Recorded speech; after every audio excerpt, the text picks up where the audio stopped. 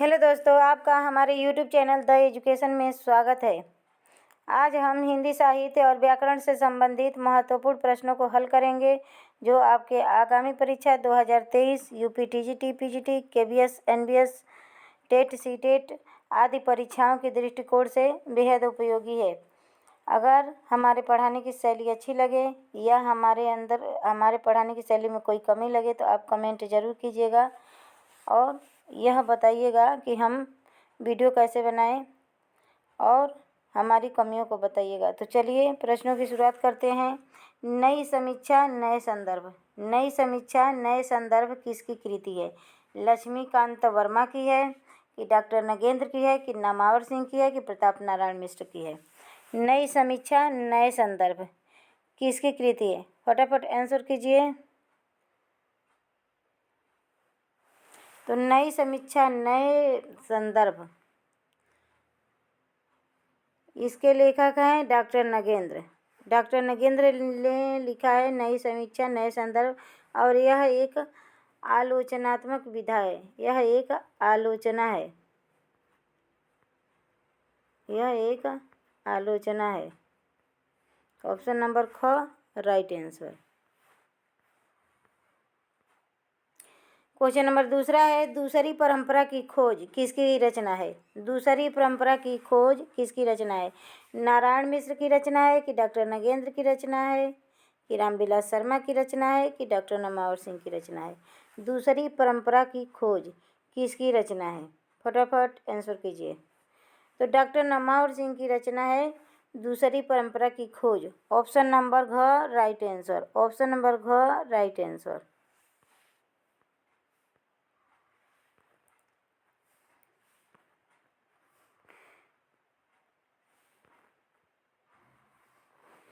Question number 3 है, भारतेंदु युग और हिंदी भाषा का विकास परंपरा। भारतेंदु युग और हिंदी भाषा की विकास परंपरा किसकी कृति है? लक्ष्मीकांत शर्मा की है कि सौमित्र मोहन की है कि रामविलास शर्मा की है कि प्रताप नारायण मिश्र की है? फटाफट आंसर कीजिए कि भारतेंदु युग और हिंदी भाषा का विकास यह किसी की कृति है? प्रश्न नंबर तीसरा का राइट आंसर क्या होगा? तो यह रामविलास शर्मा की कृति है, भारतेंदु युग और हिंदी भाषा का विकास परंपरा। ऑप्शन नंबर ग राइट आंसर।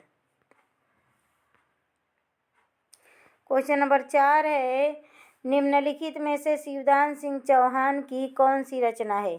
प्रगतिवाद है, अक्षर अक्षर यज्ञ है कि चंद्रगुप्त मौर्य है कि विशाख है? यह इसमें से शिवदान सिंह चौहान की रचना का नाम बताइए। फटाफट आंसर कीजिए। तो प्रगतिवाद शिवदान सिंह चौहान ने लिखा है, जबकि विशाख और चंद्रगुप्त मौर्य जयशंकर प्रसाद के द्वारा लिखा गया है। जयशंकर के प्रसाद के द्वारा लिखा गया है। तो ऑप्शन नंबर क राइट आंसर।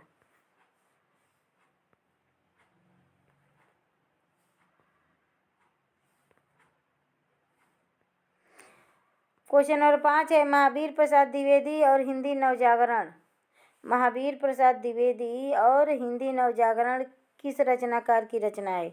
लक्ष्मीकांत शर्मा जी की है कि रामविलास शर्मा जी की है कि विष्णुचंद्र शर्मा जी की है कि प्रताप नारायण मिश्र जी की है? महावीर प्रसाद द्विवेदी और हिंदी नवजागरण के लेखक कौन हैं? फटाफट आंसर कीजिए।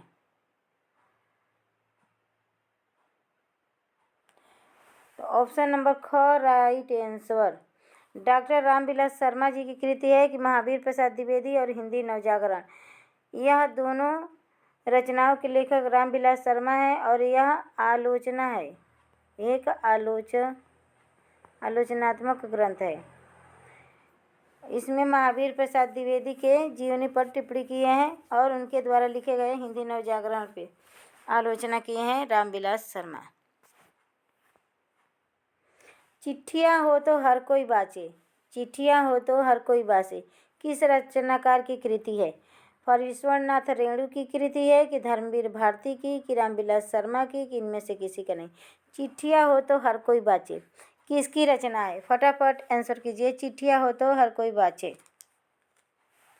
तो फरीश्वरनाथ रेणु जी द्वारा लिखा गया है। चिट्ठियाँ हो तो हर कोई बाँचे। ऑप्शन नंबर क राइट आंसर। ऑप्शन नंबर क राइट आंसर। क्वेश्चन नंबर 7 है अक्षर अक्षर यज्ञ किसकी रचना है? अक्षर अक्षर यज्ञ किसकी रचना है? लक्ष्मीकांत वर्मा की है कि धर्मवीर भारती की है कि रामविलास शर्मा की है कि इनमें से किसी का नहीं? अक्षर अक्षर यज्ञ किसकी रचना है? फटाफट आंसर कीजिए। क्वेश्चन नंबर 7 का आंसर क्या होगा? तो ऑप्शन नंबर ख राइट आंसर है। अक्षर अक्षर यज्ञ धर्मवीर भारती जी की रचना है। अक्षर अक्षर यज्ञ। क्वेश्चन नंबर 8 है नई कविता के प्रतिमान। नई कविता के प्रतिमान किस कवि द्वारा रचित है? लक्ष्मीकांत वर्मा जी ने लिखा है कि नामवर सिंह ने लिखा है कि रामविलास शर्मा ने, प्रताप नारायण मिश्र ने? नई कविता के प्रतिमान। तो नई कविता के प्रतिमान लक्ष्मीकांत वर्मा द्वारा लिखा गया है, जबकि कविता के नए प्रतिमान थोड़ा सा अक्षर चेंज हो जाएगा। कविता के नए प्रतिमान यह कृति रहेगी। नई कविता के प्रतिमान तो लक्ष्मीकांत वर्मा का हो गया, लेकिन कविता के नए प्रतिमान रहेगा तो नामावर सिंह का होगा। तो कभी कभी मिलती जुलती रचनाएं कंफ्यूज करती हैं, इसको IMP लगा के नोट डाउन कीजिएगा। इन नई कविता के प्रतिमान तो लक्ष्मीकांत वर्मा के हैं, लेकिन कविता के नए प्रतिमान नामावर सिंह के हैं। ऑप्शन नंबर क राइट आंसर। क्वेश्चन नंबर 9 है भारतीय साहित्य की भूमिका। भारतीय साहित्य की भूमिका किसकी कृति है? रामविलास शर्मा की है कि सौमित्र मोहन की है कि उपयुक्त दोनों की है कि प्रताप नारायण मिश्र की है? क्वेश्चन नंबर 9 का आंसर क्या होगा? भारतीय साहित्य की भूमिका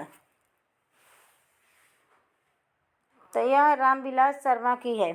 रामविलास शर्मा द्वारा रचित है भारतीय साहित्य की भूमिका, और यह भी एक आलोचनात्मक ग्रंथ है। भारतीय साहित्य की भूमिका भी एक आलोचनात्मक ग्रंथ है। ऑप्शन नंबर क राइट आंसर।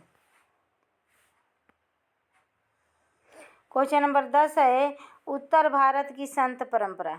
उत्तर भारत की संत परंपरा किसकी कृति है? लक्ष्मीकांत शर्मा की है कि परशुराम चतुर्वेदी की है कि माधव प्रसाद की है कि प्रताप नारायण मिश्र की है? उत्तर भारत की संत परंपरा। फटाफट आंसर कीजिए कि उत्तर भारत की संत परंपरा के लेखक कौन हैं? उत्तर भारत के संत परंपरा के लेखक कौन हैं? तो परशुराम चतुर्वेदी जी ने लिखा है उत्तर भारत की संत परंपरा। ऑप्शन नंबर ख राइट आंसर। क्वेश्चन नंबर 11 है स्थूल भद्ररास किसकी कृति है? स्थूल भद्ररास किसकी कृति है? रामविलास शर्मा की है कि सौमित्र मोहन जी की है कि धर्मसूरी की है कि डॉक्टर नगेंद्र की? स्थूल भद्ररास किसकी रचना है? और यह एक जैन कवि हैं। फटाफट आंसर किया। यह धर्मसूरी की रचना है। स्थूल भद्ररास किसकी रचना है? धर्मसूरी की रचना है।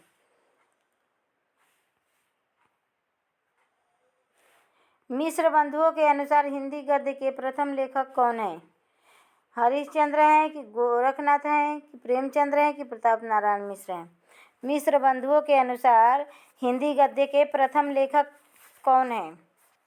तो यह गोरखनाथ हैं। गोरखनाथ को उन्होंने मिश्र बंधुओं ने हिंदी गद्य के प्रथम लेखक माने हैं। इन मिश्र बंधुओं में श्याम बिहारी, सुखदेव बिहारी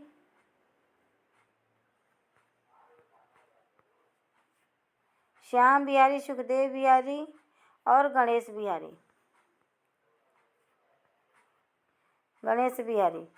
श्याम, सुखदेव और गणेश, यह तीनों मिश्र बंधु कहलाए। यह मिश्र बंधु तीनों लोग भाई थे।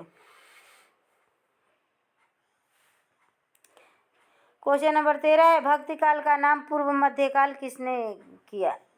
भक्ति काल का नाम पूर्व मध्यकाल किसने कहा? आचार्य रामचंद्र शुक्ल ने, कि हजारी प्रसाद द्विवेदी ने, कि रामविलास शर्मा ने, कि हरिश्चंद्र ने? फटाफट आंसर कीजिए। तो यह हजारी प्रसाद द्विवेदी ने किया। भक्ति काल का नाम पूर्व मध्यकाल हजारी प्रसाद द्विवेदी ने किया, जबकि भक्ति काल आचार्य रामचंद्र शुक्ल ने कहा। 14वां है, एकांकी शब्द का अर्थ बताइए। अर्थ क्या है? एकांकी शब्द का अर्थ क्या है? क्या है? फटाफट आंसर कीजिए। एक अंक का, या वन एक्ट प्ले, एक अंश की रचना, या इनमें से कोई नहीं। तो one act play. One act play एकांकी का शाब्दिक अर्थ है। ऑप्शन नंबर ख राइट आंसर। पाश्चात्य शैली का प्रथम भारतीय एकांकी कौन सी है? ये बादल की मृत्यु है, कि एक घूट है, या अशोकवन है, कि इनमें से कोई नहीं। पाश्चात्य शैली का प्रथम भारतीय एकांकी कौन सा है? क्वेश्चन नंबर 15 का आंसर बताइए। तो वह एक घूट है, और एक घूट को लिखा किसने है? तो जयशंकर प्रसाद ने लिखा है। जयशंकर प्रसाद ने लिखा है। और इसका रचना काल क्या है? इसका रचना काल क्या है? 1929 है। 1929 में एक घूट नामक पाश्चात्य शैली का प्रथम भारतीय एकांकी एक घूट जयशंकर प्रसाद ने 1929 में ईस्वी में लिखा। तो ऑप्शन नंबर ख राइट आंसर। क्वेश्चन नंबर 16 है, बादल की मृत्यु एकांकी किसके द्वारा लिखा गया? लक्ष्मीकांत शर्मा के द्वारा, कि जैनेन्द्र के द्वारा, राम कुमार वर्मा के द्वारा, कि भुवनेश्वर के द्वारा? बादल की मृत्यु, फटाफट आंसर कीजिए। बादल की मृत्यु किसकी रचना है?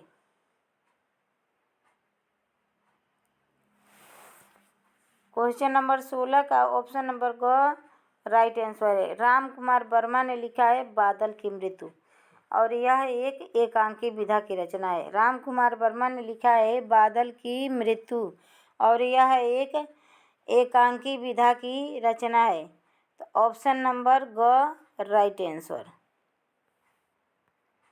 क्वेश्चन नंबर 17 है, इनमें से राम कुमार वर्मा की कौन सी एकांकी है? रेशमी टाई है, कि चारु मित्र है, कि सप्त किरण है, कि यह सभी है?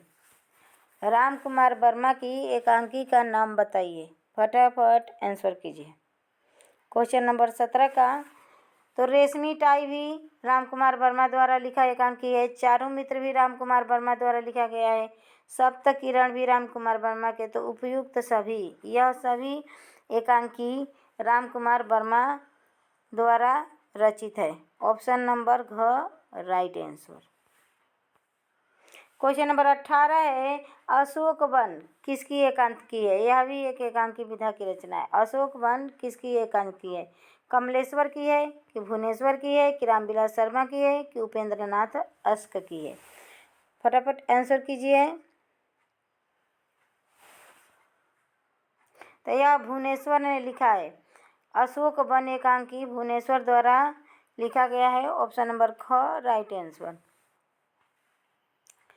क्वेश्चन नंबर 19 है, इनमें से उपेंद्र नाथ अस्क की एकांकी कौन सी है? एकांकी से आज ज़्यादा ही प्रश्न है। इनमें से उपेंद्र नाथ अस्क की एकांकी कौन सी है? पापी है, कि विवाह के दिन है, कि सूखी दाली है, कि इनमें से सभी है? फटाफट आंसर कीजिए।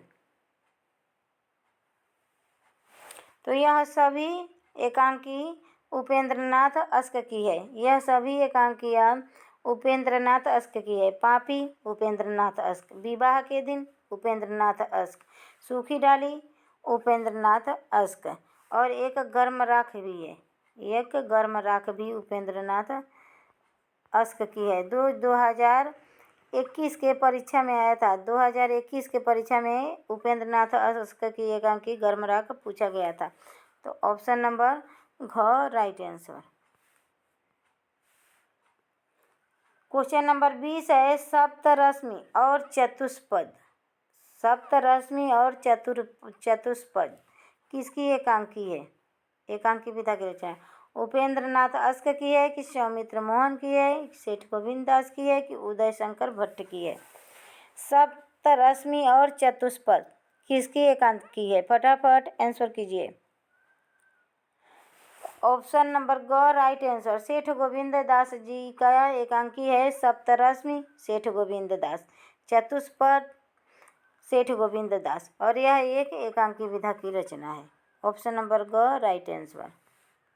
क्वेश्चन नंबर 21 है, निम्न में से उपेंद्र नाथ अस्क की कौन सी रचना है? पक्का गाना या साहब को जुखाम है? ये दोनों हैं कि इनमें से कोई नहीं? उपेंद्र नाथ अस्क की रचना का नाम बताइए। Question number 21। तो ऑप्शन नंबर ग राइट आंसर। यह दोनों रचनाएं और यह एकांकी विधा की रचना है। एकांकी विधा की रचना है। तो यह दोनों एकांकी उपेंद्र नाथ अस्क द्वारा लिखा गया है। पक्का गाना उपेंद्र नाथ अस्क, साहब को जुखाम है उपेंद्र नाथ अस्क।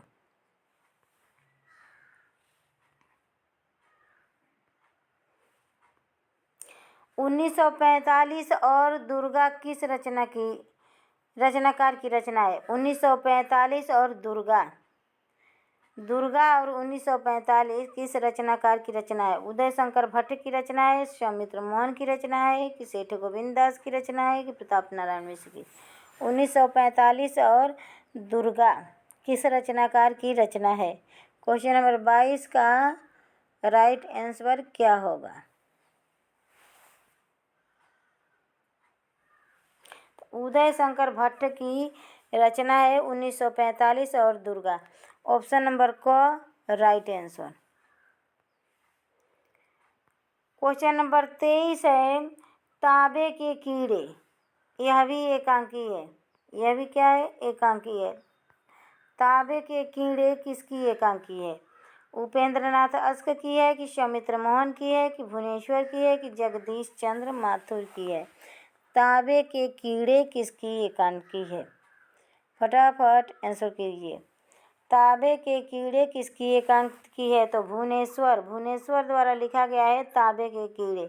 तांबे के कीड़े भवन में घूमते हैं। तांबे के कीड़े भवन में घूमते हैं। तो भुवनेश्वर जी की रचना क्या है? एकांकी का नाम तांबे के कीड़े। काले कौआ गोरे हंस, काले कौआ गोरे हंस किस कवि द्वारा रचित रचना है? विनोद रस्तोगी के द्वारा कि सौमित्र मोहन के द्वारा कि भुवनेश्वर के द्वारा कि राजकमल के? काले कौआ गोरे हंस किसकी रचना है? क्वेश्चन नंबर 24 का आंसर क्या होगा? काले कौआ गोरे हंस किस कवि द्वारा रचित रचना है? तो विनोद रस्तोगी द्वारा रचित है। काले कौआ और गोरे हंस। एक काला कौआ है, वह क्या है? कमलेश्वर द्वारा है। काली आधी, काली आधी, एक काली आधी नाम से रचना है। काली आधी कमलेश्वर का, काली आधी कमलेश्वर का।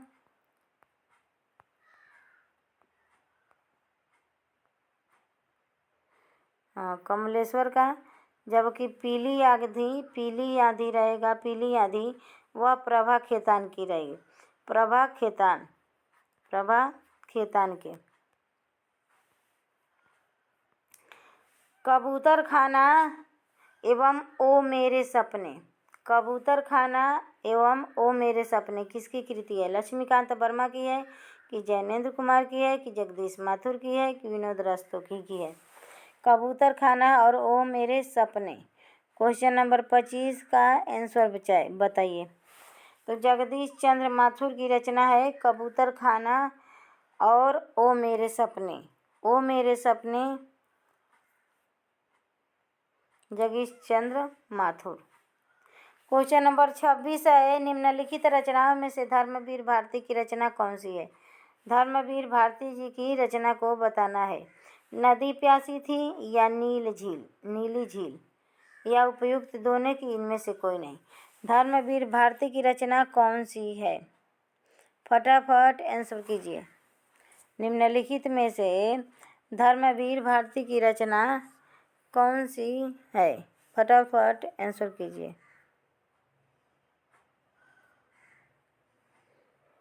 तो यह दोनों रचनाएं नदी प्यासी थी, धर्मवीर भारती, नीली झील, धर्मवीर भारती, और यह एक एकांकी विधा की रचना है। एकांकी विधा की रचना है, नदी प्यासी थी और नीली झील। क्वेश्चन नंबर 27 है, इनमें से जगदीश चंद्र माथुर की पहली एकांकी कौन सी है? पहली एकांकी मेरी बांसुरी है कि खिड़की की राह है कि कलिंग विजय है कि मकड़ी का जाला है? इनमें से जगदीश चंद्र माथुर की पहली एकांकी का नाम बताना है। पहली एकांकी का मेरी बांसुरी, खिड़की की राह, कलिंग विजय या मकड़ी का जाला। वैसे ये सभी एकांकियाँ जगदीश चंद्र माथुर की ही है, लेकिन पहली एकांकी का नाम बताना है आप लोगों को। यह सारी एकांकियाँ जगदीश चंद्र माथुर की है। मेरी बांसुरी जगदीश चंद्र माथुर, खिड़की की राह जगदीश चंद्र माथुर, कलिंग विजय जगदीश चंद्र माथुर, मकड़ी का जाला जगदीश चंद्र माथुर, और यह सब एकांकी विधा की रचना है। 27वां क्वेश्चन का ऑप्शन नंबर क राइट आंसर। मेरी बांसुरी जगदीश चंद्र माथुर की पहली एकांकी है। ऑप्शन नंबर क राइट आंसर।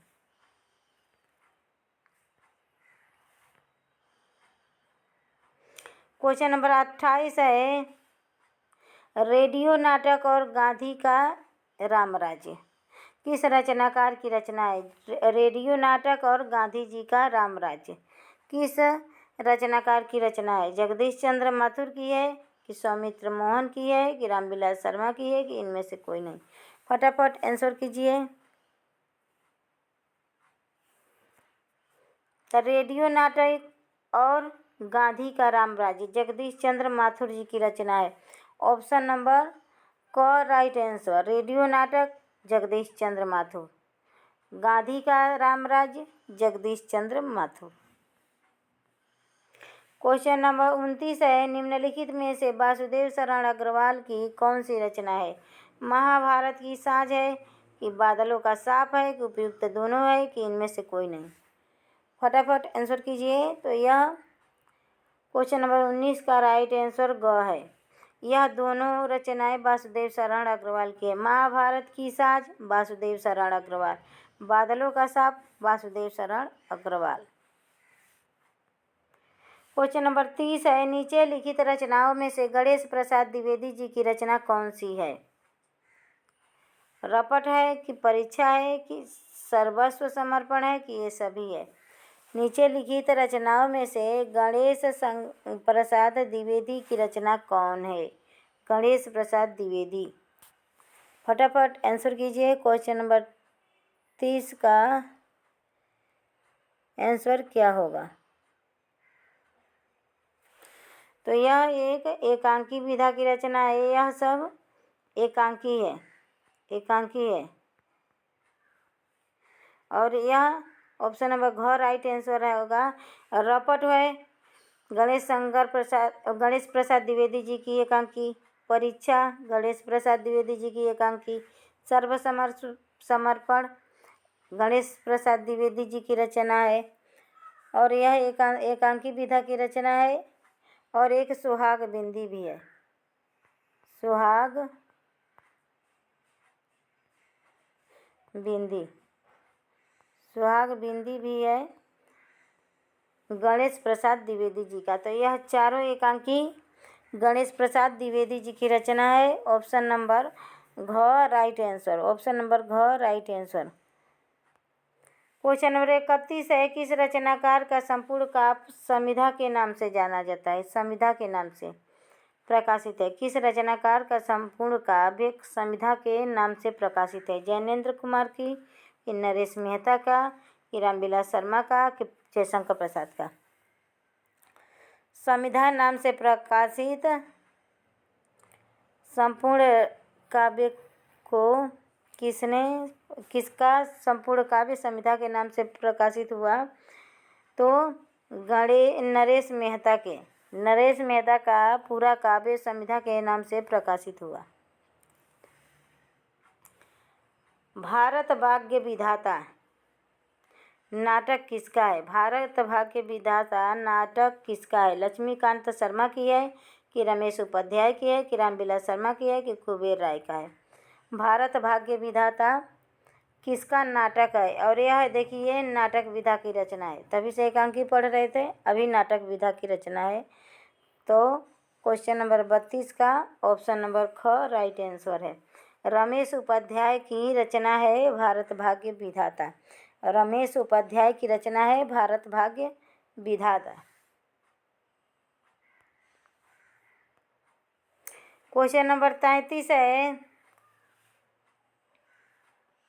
निम्नलिखित में से गोविंद मिश्र का निबंध, यह निबंध विधा की है। गोविंद मिश्र का निबंध कौन सा नहीं है, नहीं पूछा है। तो इसमें से सारा तो होगा, एक नहीं होगा। सर्वस्व समर्पण या साहित्य संदर्भ या कथाभूमि या संवाद अनायासी। क्वेश्चन नंबर 33 का आंसर बताइए कि इनमें से कौन सा निबंध गोविंद मिश्र का नहीं है? तो सर्वस्व समर्पण नहीं है। सर्वस्व समर्पण अभी ऊपर पढ़े थे ना, किसका था? भुवनेश्वर का था ना। तो साहित्य संदर्भ निबंध गोविंद मिश्र का है। कथाभूमि गोविंद मिश्र का निबंध है। संवाद अनायासी गोविंद मिश्र का निबंध है। तो ऑप्शन नंबर क राइट आंसर। श्रीहर्ष जी यह संस्कृत के कवि हैं। श्रीहर्ष जी किस शताब्दी के कवि थे? 11वीं शताब्दी के कि 12वीं शताब्दी के कि 14वीं शताब्दी के कि 9वीं शताब्दी के? श्रीहर्ष जी किस शताब्दी के कवि थे? क्वेश्चन नंबर 34 का आंसर बताइए। तो ऑप्शन नंबर ख राइट आंसर। 12वीं सदी के कवि थे श्रीहर्ष, और इन्होंने हर्षचरितम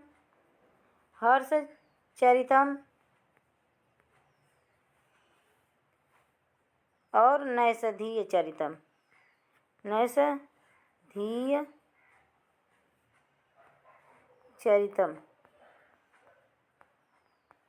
नाम से 2 महाकाव्य लिखे, और यह नैषधीय चरितम विद्वानों का औषधि कहा जाता है। इसमें 22 सर्ग हैं और यह महाकाव्य में यह बृहदत्रयी में शामिल है। नैषधीय चरितम बृहदत्रयी में शामिल है। संस्कृत के ग्रंथों को 2 भागों में बांटा गया है, एक बृहदत्रयी और एक लघुत्रयी। तो नैषधीय चरितम हर्ष का रचना बृहदत्रयी में आता है। नैषधीय चरितम, शिशुपाल वधम, यह सब रचनाएं आता है बृहदत्रयी में। 35वां क्वेश्चन है, हर्ष जी के पिताजी का क्या नाम था? संस्कृत परिचारिका में हिंदी में संस्कृत साहित्य से भी प्रश्न आते हैं, और संस्कृत के लेखकों का पिछले साल 2021 के परीक्षा में भी संस्कृत साहित्य के माता का नाम पूछा था। तो देखिए हर्ष के पिता का नाम क्या है? हीरा जी है कि हरिप्रसाद है कि हीर है कि हरे राम तिवारी है? फटाफट आंसर कीजिए। तो ऑप्शन नंबर ग राइट आंसर। एक ग है, हीर है। हर्ष के पिता का नाम क्या है? हीर है। हर्ष हीर, हीर के पुत्र क्या हैं? हर्ष हैं। निम्नलिखित में से कनौज के राजा जयचंद्र के दरबारी कवि कौन है? निम्न में से कनौज के राजा जयचंद्र के दरबारी कवि कौन है? कालिदास हैं कि श्रीहर्ष हैं कि भभूति हैं कि अप्पर दीक्षित हैं? क्वेश्चन नंबर 36 का आंसर बताइए। आंसर क्या होगा? तो कनौज के राजा जय सिंह के दरबारी कवि श्रीहर्ष जी हैं। इन्होंने नैषधीय चरितम नाम का महाकाव्य लिखा जो बृहदत्रयी में शामिल है। उसमें 22 सर्ग हैं और ये वह विद्वानों का औषधि कहा जाता है। क्वेश्चन नंबर 37 है, नीचे लिखित रचनाओं में से हर्ष से संबंधित रचना कौन सा है? नैषधीय चरितम है कि शिवराज विजय है कि अभिज्ञान शाकुंतलम है कि इनमें से कौन सा है? तो नैषधीय चरितम अभी बोली थी ना, हर्ष से संबंधित रचना नैषधीय चरितम है। इसमें 22 सर्ग हैं, 22 सर्ग हैं। और शिवराज विजय भूषण का रचना है, भूषण का। अभिज्ञान शाकुंतलम कालिदास का रचना है, अभिज्ञान शाकुंतलम कालिदास की रचना है। यह कालिदास का नाटक है, यह नाटक विधा का है। क्वेश्चन नंबर 38 है, नैषधीय चरितम का उपजीव ग्रंथ महाभारत के किस पर्व से है? यह नैषधीय चरितम यह महाभारत का उपजीव ग्रंथ है, जो महाभारत के किस पर्व से लिया गया है? सभा पर्व से लिया गया है कि वन पर्व से कि कृष्ण उपदेश से कि इनमें से किसी का नहीं? तो महाभारत के यह 38वां क्वेश्चन का राइट आंसर है, यह वन पर्व से लिया गया है। ऑप्शन नंबर ख राइट आंसर। क्वेश्चन नंबर 39 है, देखिए आगे। शिशुपाल वधम में कितने सर्ग हैं? 20 हैं कि 22 हैं कि 24 हैं कि 18 हैं? शिशुपाल वधम और यह माघ की रचना है। शिशुपाल वधम किसकी रचना है? महाकवि माघ का रचना है। माघ के अन्य रचना है माघ का प्रभात वर्णन, माघ का प्रभात वर्णन।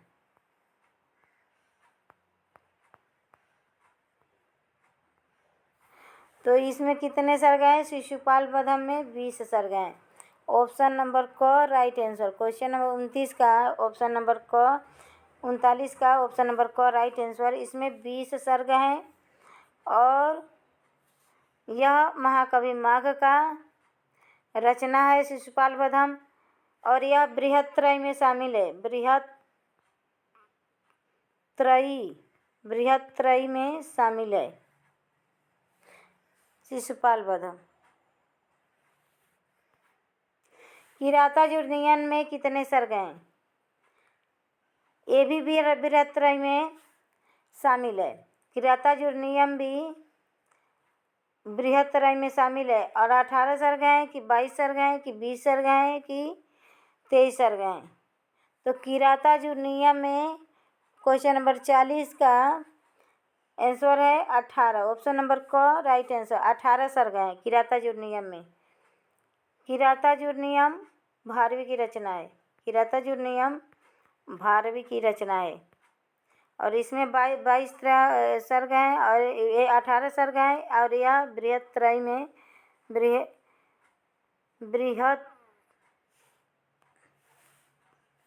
ये भी बृहत्त्रयी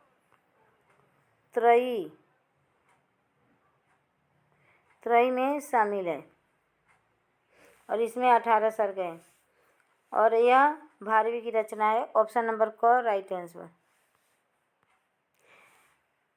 निम्नलिखित ग्रंथों में बृहत्त्रयी में कौन सा ग्रंथ शामिल नहीं है? नहीं पूछा है।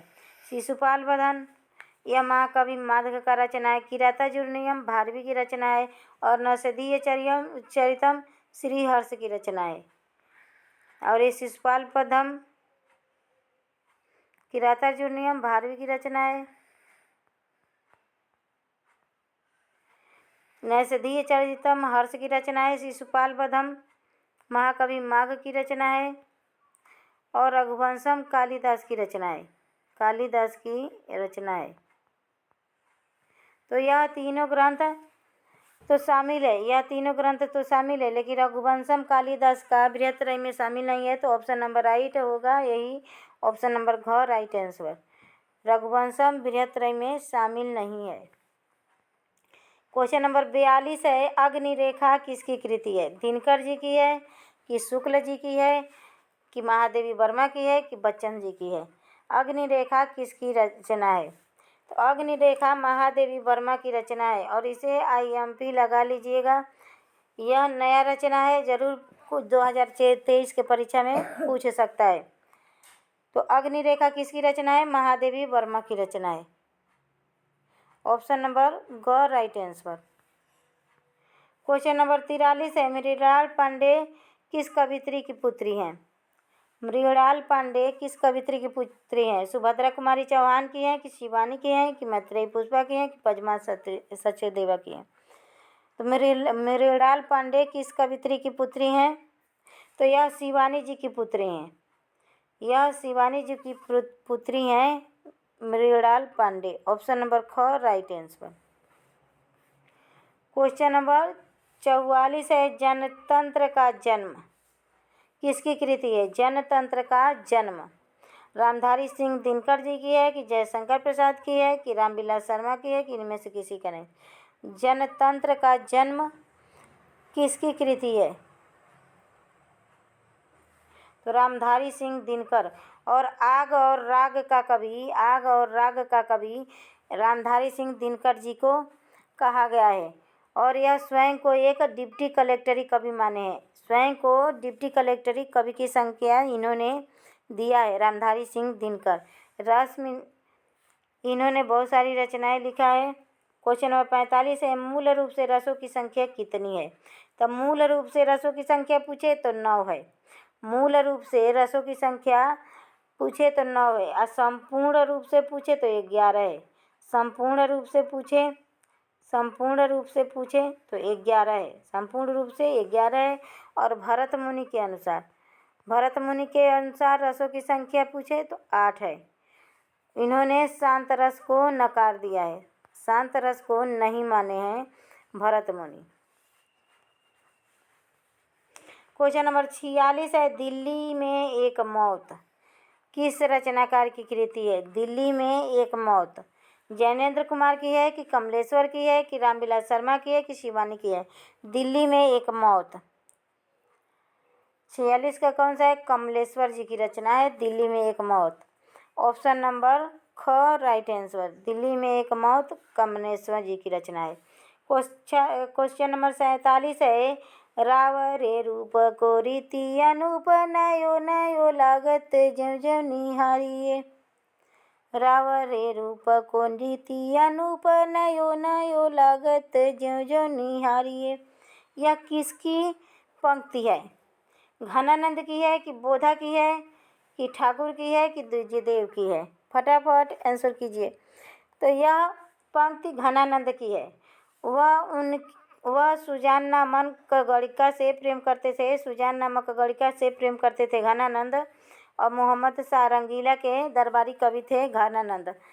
तो सुजान को जब जब देखते थे उनको कुछ नया ही रूप लगता था उसके अंदर, उसको देखते ही रह जाते थे। तो वही उस पे पंक्ति लिखे हैं, कि राव रे रूप को रीति अनूप नयो नयो लागत ज्यों ज्यों निहारिए।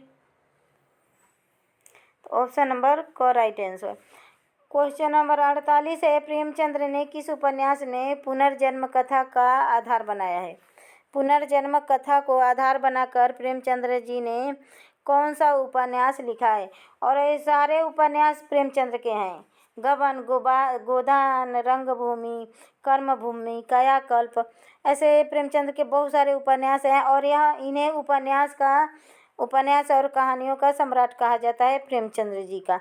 गोदान उपन्यास इनके किसानों की जीवनी पे लिखा उपन्यास है। तो क्वेश्चन नंबर 48 का आंसर दीजिए, कि पुनर्जन्म का कथा का आधार किस उपन्यास में बनाए हैं? तो वह कायाकल्प है। वह क्या है? कायाकल्प है। क्वेश्चन नंबर 48 का क, ऑप्शन नंबर क राइट आंसर। क्वेश्चन नंबर 49 है, साहित्य संदेश नामक मासिक पत्रिका, यह मासिक पत्रिका है। साहित्य संदेश नामक मासिक पत्रिका का संपादन किसके द्वारा किया गया?